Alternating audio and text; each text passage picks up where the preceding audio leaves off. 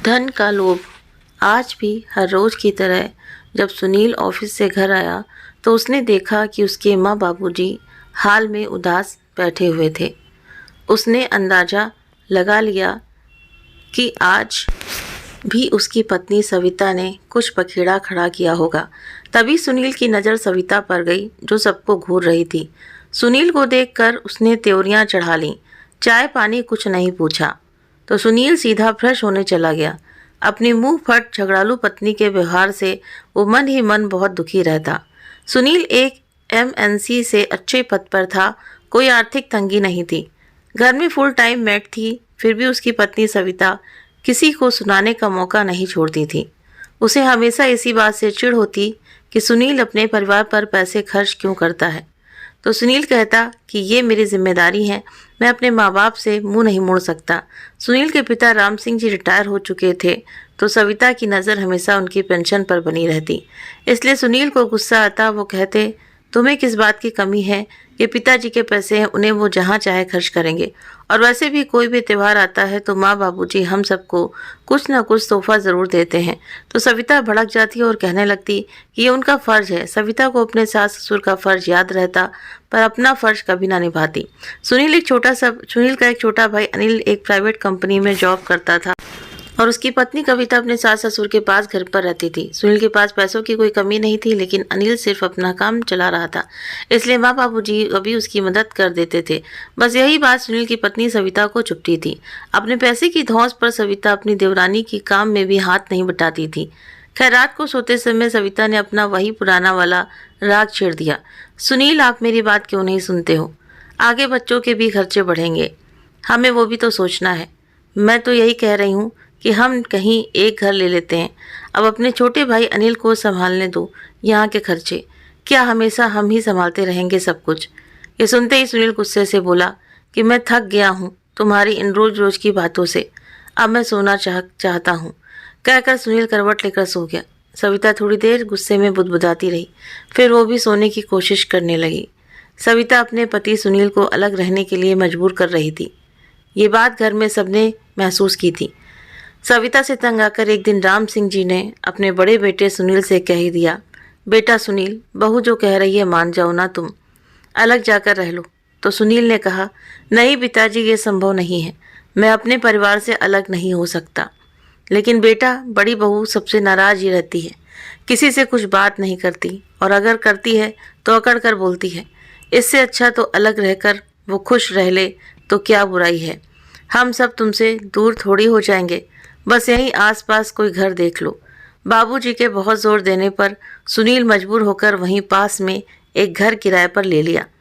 सविता की तो मुंह मांगी मुराद पूरी हो गई। सुनील के दोनों बच्चे, बेटा रोहन और बेटी प्रिया, भी उस नए घर में नहीं जाना चाहते थे।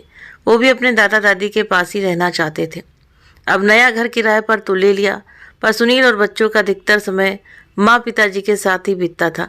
सविता अकेले ही खुश थी। एक दिन सुनील ने ऑफिस से आकर बताया कि मुझे प्रमोशन मिल रहा है, नेशनल मैनेजर के पद पर मुंबई पोस्टिंग होगी। सुनकर सविता और बच्चे बहुत खुश हो गए। सुनील ने आगे कहा, पर एक प्रॉब्लम है, प्रिया का नया नया जॉब लगा है, रोहन का कॉलेज है, बच्चों को इस समय शहर बदलना मुश्किल हो सकता है। रोहन और प्रिया समझदार बच्चे थे। प्रिया ने कहा, पापा आप अकेले कैसे रहेंगे वहाँ? आप मम्मी को ले जाओ, हम दादा दादी के पास रह लेंगे, कोई प्रॉब्लम नहीं होगी। तो सविता नहीं चाहती थी कि बच्चों को अपने दादा दादी से ज़्यादा लगाव हो, इसलिए वो फौरन बोल पड़ी कि ऐसा करते हैं, आप ही चले जाओ, हम लोग आते जाते रहेंगे। सुनील अपनी पत्नी का मुंह देखता रह गया। अपने साथ न जाने का कारण वो अच्छी तरह समझ रहा था। पत्नी की नस नस से वो वाकिफ थे। अगले दिन सुनील ने अपने माता पिता के घर जाकर अपने होने वाले प्रमोशन के बारे में बताया तो उन्होंने शुभकामनाओं की झड़ी लगा दी। माता पिता दोनों उदास हो गए, लेकिन सुनील एक बड़े प्रमोशन पर जा रहा था, इस बात की खुशी भी हो रही थी। मुंबई जाने के दिन करीब आ रहे थे, तभी एक दिन सविता के दिमाग में फिर एक फितूर आया और सुनील से कहने लगी कि सुनील, आपके माता पिता का जो घर है, मैं सोच रही हूँ कि आप पिताजी से उसमें से अपना हिस्सा मांग लें। ये सुनते ही सुनील का दिमाग फिर से खराब हो गया। उसने कहा, क्यों फालतू की बात करती रहती हो सविता, अब तो मेरा प्रमोशन भी हो गया है, तो अब हमारे पास पैसों की कोई कमी नहीं रहेगी। फिर भी तुम्हें हिस्से की पड़ी है, और जब तक पिताजी आगे के हिस्से की बात नहीं करेंगे तब तक मैं कैसे हिस्से की बात बोल सकता हूँ। क्यों सुनील, तुम्हारा हिस्सा तो बनता है ना। उस घर में अपना हक लेने की बात तो कर ही सकते हो। हम अपना हिस्सा उस घर से लेकर ही रहेंगे।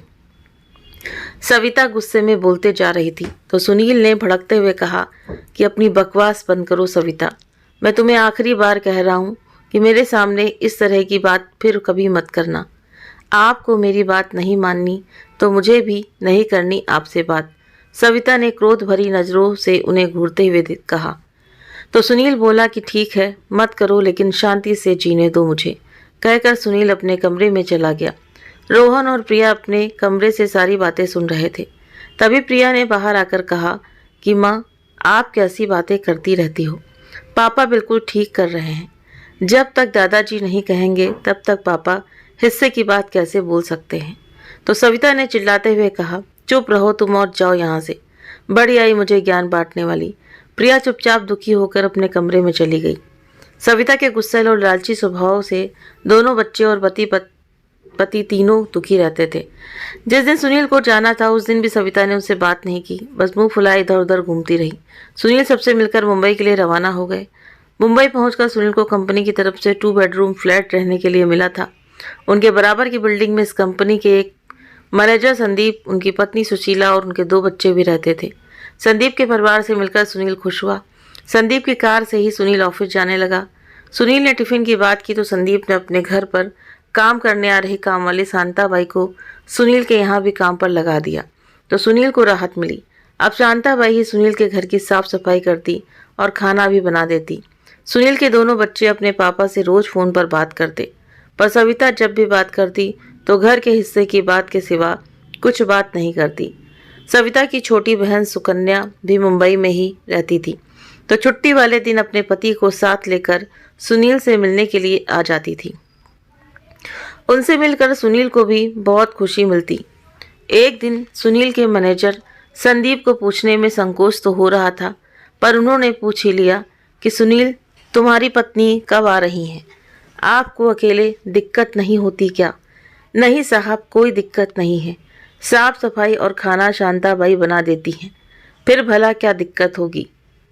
सुनील ने गंभीरतापूर्वक कहा तो संदीप ने बात वहीं ख़त्म कर दी। कुछ दिनों बाद एक दिन सुनील नहाने गए तो बाथरूम से निकलते हुए उनका पैर फिसल गया और वो फर्श पर गिर पड़े। दर्द की एक तेज लहर उनकी कमर में दौड़ गई। वो बिना हिले डुले ही पड़े रहे। दर्द काबू से बाहर था। वो रोज़ तैयार होकर संदीप के घर के पास ऑफिस जाने के लिए खड़े होते थे, पर आज सुनील वहाँ दिखाई नहीं दिया तो संदीप ने उन्हें फ़ोन किया। फ़ोन की घंटी बहुत देर तक बजने पर जब सुनील ने फ़ोन नहीं उठाया तो संदीप को चिंता होने लगी। वो सीधा सुनील के फ्लैट पर आ गए। आकर देखा तो सुनील दर्द से बेहाल था। उससे हिला डुला भी नहीं जा रहा था। कैसे गिरे सब बताया तो संदीप तुरंत सुनील को लेकर डॉक्टर के पास गया तो डॉक्टर ने उन्हें बेड रेस्ट बता दिया और कुछ दवाई लिख कर दे दी। संदीप ने दवाई ली और सुनील को लेकर घर आ गए और सुनील से कहने लगे, सुनील, अब मुझे लगता है कि तुम अपनी पत्नी को यहाँ पर बुला लो ताकि वो तुम्हारी अच्छे से देखभाल कर सके। तो सुनील ने हाँ में सिर हिला दिया। उसके जाते ही सुनील ने अपनी पत्नी और बच्चों को अपनी तकलीफ बताई तो बच्चे परेशान उठे। पापा, हम लोग आ रहे हैं, आपको परेशानी हो रही होगी। तभी सविता ने बीच में ही फ़ोन लेकर कहा, मैं तो आपसे बहुत नाराज़ हूँ, पर अगर आप अपने बाबूजी से अपने हिस्से की बात करोगे तो मैं आपकी देखभाल करने के लिए आ जाऊँगी। ये सुनते ही सुनील ने फ़ोन रख दिया। आज सुनील का मन बुरी तरह आहत हुआ था। पति के दर्द की सविता को कोई चिंता नहीं थी, बस संपत्ति, पैसा और हिस्से की बातें। कैसी पत्नी मिली है मुझे। दूसरे शहर में अकेले रह रहा हूँ, मेरे सुख दुख की उसे कोई चिंता ही नहीं है। यहाँ रात दिन पराए लोग मेरे दुख में हर पल मेरे साथ हैं, वो भी बिना किसी स्वार्थ के। सविता की बहन सुकन्या को जब सुनील की तबीयत के बारे में पता चला तो उसका पति सुनील की देखभाल करने के लिए चला जाता। सुकन्या ने अपनी बहन सविता को समझाने की बहुत कोशिश की। दीदी, जीजा जी की तबीयत ठीक नहीं है, तुम उन्हें संभालने के लिए आ जाओ। तो सविता ने चिढ़कर कहा, जो इंसान मेरी बात नहीं मानता मैं उसकी चिंता क्यों करूं? तुम ही बताओ, क्या मैं गलत कह रही हूं? क्या हमारा हिस्सा नहीं है पिताजी के मकान में? लेकिन जीजा जी ऐसी बातें करने वाले इंसान नहीं हैं दीदी। अपने परिवार से प्यार करना कोई बुरी बात तो नहीं है। तुम छोटी हो, मुझे उपदेश देने की ज़रूरत नहीं है, कहकर सविता ने फ़ोन रख दिया। 10-15 दिन बाद भी जब सुनील का दर्द कम नहीं हुआ तो संदीप फिर से उन्हें डॉक्टर के पास दिखाने ले गए। डॉक्टर ने जांच की तो सबका दिल दहल गया, क्योंकि सुनील को स्पाइन का कैंसर था जो रीढ़ की हड्डी को नुकसान पहुंच चुका था। स्वभाव से शांत और नरम दिल सुनील ने अपनी स्थिति को बहुत सहजता से स्वीकार कर लिया। कमर के दर्द तो उन्हें कई बार होता था, लेकिन वो इसे अपने काम का, टूरिंग और बढ़ती उम्र का प्रेशर समझ लेते थे। अब और दवाई तुरंत शुरू हो गई। उन्होंने ऑफिस से लंबी छुट्टी ले ली थी।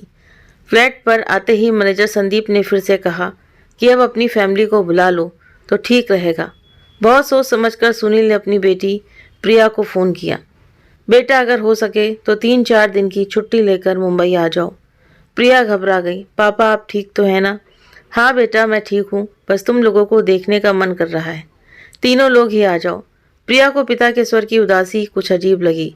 उसने अपनी माँ सविता से कहा, मम्मी पापा की तबीयत ठीक नहीं लग रही है, हम तीनों मुंबई चलते हैं। नहीं, मुझे नहीं जाना। अपनी माँ की बात सुनकर प्रिया हैरानी से बोली, आप कैसी बातें कर रही हैं मम्मी? आपको पापा की चिंता बिल्कुल भी नहीं है। जो भी समझो, तुम दोनों को जाना हो तो चले जाओ, मुझे नहीं जाना। प्रिया गुस्से में फिर कुछ नहीं बोली और छुट्टी लेकर अपने भाई रोहन के साथ मुंबई पहुंच गई। पिता की हालत देखकर दोनों बच्चे बहुत दुखी हुए। सुनील ने बच्चों को अपने पास बिठाकर अपनी बीमारी के बारे में बताते हुए कहा कि चिंता की कोई बात नहीं है, इलाज शुरू हो ही चुका है। आजकल तो हर बीमारी का इलाज है। तो बच्चों ने हौसला रखते हुए कहा, हाँ पापा, आप ज़रूर ठीक हो जाएंगे। अब हम यहीं रहेंगे आपके पास। नहीं बेटा, तुम दोनों अपने काम का नुकसान नहीं करोगे। पापा, आपका ध्यान रखने से बढ़कर हमारे लिए और कोई काम जरूरी नहीं है। मैं फिर से माँ को आने के लिए कहती हूँ, कहकर प्रिया ने अपनी माँ सविता के पास फ़ोन मिलाया। सुनील के दिल में एक आस थी कि शायद उनकी बीमारी की बात सुनकर सविता अपनी जिद और लालच छोड़कर फौरन चली आएगी। सविता ने सारी बात सुनकर प्रिया से कहा, उन्हें मेरी ज़रूरत नहीं है। अगर होती तो इतने दिनों से भी क्या मेरी बात पर ध्यान नहीं देते? अपने परिवार के लिए हमेशा मेरी बात अनसुनी की है। अब भी अपने परिवार को ही बुला लें, मुझे क्यों बुला रहे हैं? सविता ने क्या कहा होगा, प्रिया का चेहरा देखकर ही सुनील जान गया था। बहुत देर तक कोई कुछ नहीं बोला, सन्नाटा पसरा रहा। थोड़ी देर बाद प्रिया ने कहा, रोहन, हम दोनों में से कोई एक यहाँ पापा के पास रहेगा। अभी मैंने अपने बॉस को फ़ोन पर सब बताया है, तो उन्होंने मुझे घर से ही काम करने की परमिशन दे दी है। तो अभी मैं यहाँ रहूँगी और तुम चले जाओ। कॉलेज की छुट्टी होते ही तुम आ जाना, फिर मैं चली जाऊँगी। हम सब मैनेज कर लेंगे। ये देखकर सुनील को अपने बच्चों पर बहुत प्यार आ रहा था।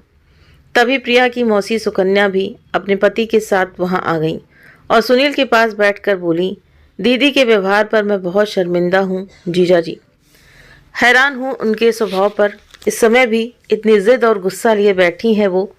तो सुनील ने शांत स्वर में कहा, मैंने बहुत कोशिश की पर उसकी सोच को बदल नहीं पाया। अब मैं अपने माता पिता हिस्से की बात कैसे कर सकता हूँ? वो भी मेरा भाई जिसकी नई नई नौकरी है, जो अभी भी आर्थिक रूप से तंगी चल रही है। ऐसे में मैं उस पर घर के बंटवारे का दबाव कैसे डाल सकता हूँ? मैं सब नहीं कर सकता और सविता को मैंने कभी कोई कमी नहीं होने दी, पर उसका लालच समय के साथ बढ़ता ही चला गया और अब मुझे नहीं पता मैं कितने दिन जीऊँगा। तो क्या मैं अब अपने माता पिता को हिस्से की बात छोड़कर दुखी करूँगा? ये तो मुझसे कभी नहीं हो पाएगा। सुनील का स्वर भर्रा गया। वहाँ बैठा हर व्यक्ति दुखी हो गया। सुनील की कीमोथेरेपी का पहला दिन था। संदीप की कार से ही वो सब लोग सुनील को डॉक्टर के पास लेकर गए।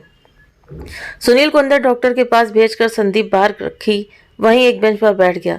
तभी प्रिया की मौसी सुकन्या वहीं बैठते हुए बोली, आप लोगों का बड़ा सहारा है जीजा जी को। तभी संदीप ने कहा, सुकन्या जी, सुनील से तो नहीं पूछा कभी, पर बार बार अब मन में एक प्रश्न उठ रहा है कि सुनील की पत्नी उनकी बीमारी का सुनकर भी यहाँ नहीं आई। तभी सुकन्या ठंडी सांस लेते हुए बोली, जीजा जी इस मामले में दुखी ही रहे हैं कि मेरी बहन उन्हें पत्नी के रूप में मिली। जीजा जी अपने माता पिता और भाई को बहुत प्यार करते हैं, पर मेरी बहन की नज़र में ये गलत है। अपनी बहन के स्वभाव पर मैं बहुत शर्मिंदा हूँ।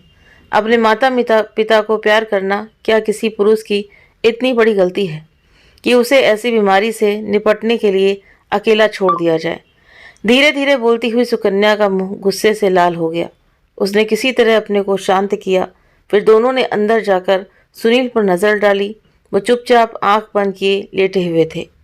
संदीप के दिल में सुनील के लिए प्यार और सम्मान की भावनाएं और बढ़ गई थीं। सुनील का इलाज शुरू हो गया तो रोहन और प्रिया ने अपने पिता की देखभाल करने में कोई कसर नहीं छोड़ी।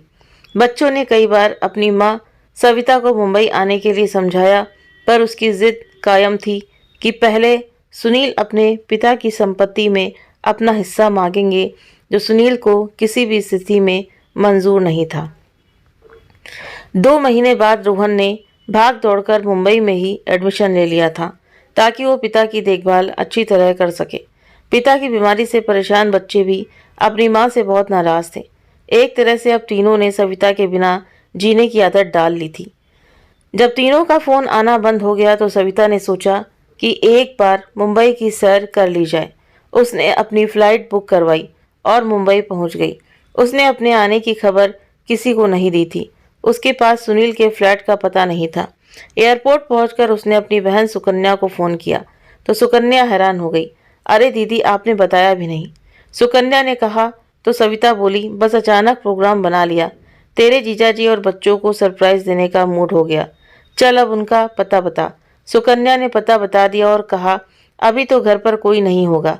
चाबी सामने वाले फ्लैट की मिसेज ममता जी से ले लेना। लेकिन वो मुझे जानती नहीं तो क्या चाबी देंगी? मैं उन्हें फ़ोन करके बता दूंगी। ठीक है, तू कब आएगी? जल्दी आपसे मिलूंगी। वैसे आप अभी मेरे घर आ जाओ, शाम को चली जाना।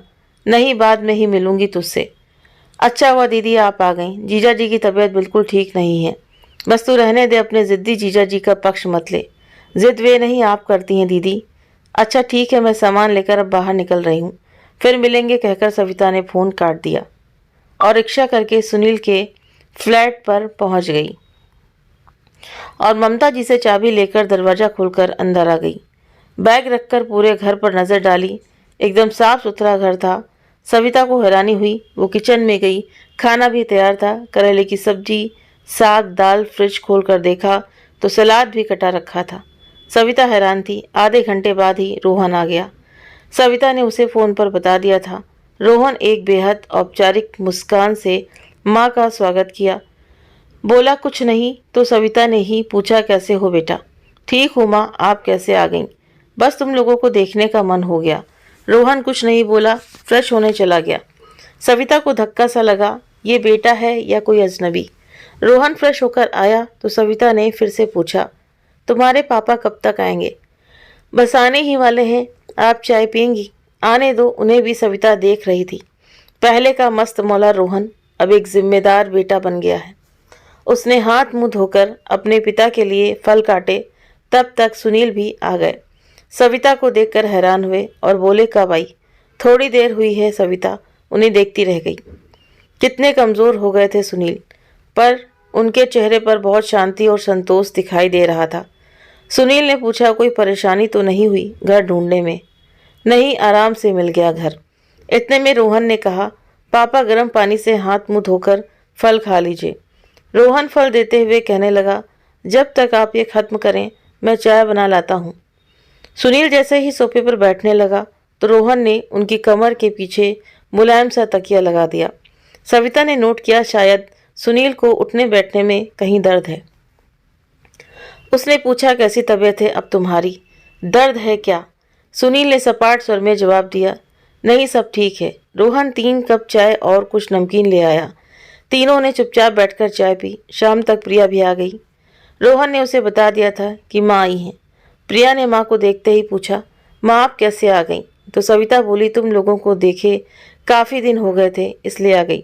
अच्छा, अब आ ही गई हो तो इस बात का ध्यान रखना कि पापा को आपकी किसी भी बात से तकलीफ ना हो। हम तीनों बहुत दिनों बाद संभले हैं। पापा की तबीयत से बढ़कर हमारे लिए इस समय और कुछ भी नहीं है। प्रिया ने कहा तो सविता कुछ ना बोल पाई। रात को इकट्ठे होकर तीनों हंसी खुशी बातें कर रहे थे। सुनील की हर एक बात का बच्चे ध्यान रख रहे थे। घर की सारी व्यवस्था सुचारू रूप से चल रही थी। कहाँ तो सविता ने सोचा था कि उसके बिना तीनों की हालत खराब होगी। उसे देखते ही तीनों उसके आगे झुक जाएंगे कि आओ अब संभालो अपना घर। पर यहाँ तो किसी को उसकी ज़रूरत ही नहीं थी, न सुनील को न बच्चों को। वो तीनों ही किसी बात पर हंस रहे थे और सविता सोफे पर बैठी दिल ही दिल में कलप रही थी। आज उसे बंटवारे की जिद, अपना गुस्सा, लालच सब धराशायी होते दिख रहा था। अब क्या करे, क्या वापस चली जाए? पर पति और बच्चों के बिना अकेले कितने दिन रह सकती थी। इसलिए यहीं रहकर पति और बच्चों के दिल में जगह बनाने की कोशिश करने लगी। तो दोस्तों, आपको यह कहानी कैसी लगी? अगर आपको कहानी पसंद आई हो तो वीडियो को लाइक, शेयर, सब्सक्राइब करना ना भूलें। आप अपने कमेंट करके भी ज़रूर से ज़रूर बताएं। मिलते हैं आपसे नेक्स्ट वीडियो में। Thank you.